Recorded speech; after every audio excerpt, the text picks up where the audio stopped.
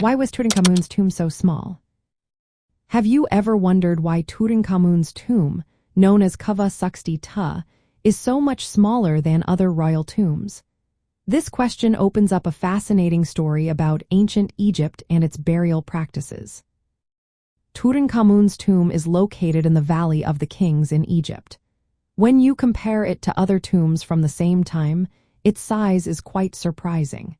This is especially true considering that Tutankhamun was a king, and typically, pharaohs had grand, elaborate burial sites.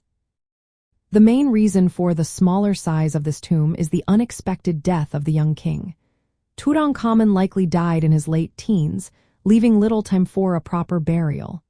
In ancient Egypt, constructing a royal tomb was a lengthy process that could take years. However, due to the sudden nature of his death, the burial team had to act quickly. It is believed that Kava Suksti Ta may have originally been intended for someone else, perhaps a high official or a lesser royal. The layout and decorations suggest that the tomb was adapted for Tutankhamun rather than built specifically for him. Inside the tomb, the burial chamber is the only area that features decorations. It contains vibrant wall paintings that depict religious ceremonies and the young king alongside various deities. Despite the limited space, this chamber housed the most significant items: Tutankhamun's mummy, his solid gold coffin, and the iconic golden death mask. The other rooms in the tomb, such as the annex, treasury, and antechamber, were filled with hundreds of objects. However, the burial chamber was kept relatively uncluttered, focusing on what the king would need in the afterlife. The small size of the tomb does not indicate a lack of wealth or importance. In fact, the items found within Kava Suksti Ta are some of the most remarkable ever uncovered in Egypt. These include ceremonial regalia, furniture, statues, chariots, and personal belongings. Each of these items was carefully chosen to assist Tutankhamun on his journey to the afterlife, reflecting the beliefs of ancient Egyptians.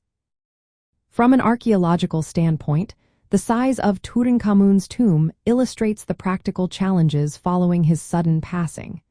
There was simply no time to create a large, custom tomb. The urgency is also visible in some features of the tomb, such as hastily applied paint and reused objects. The discovery of Kava Suksti Ta in 1920, by Howard Carter, was significant because the tomb had largely escaped looting.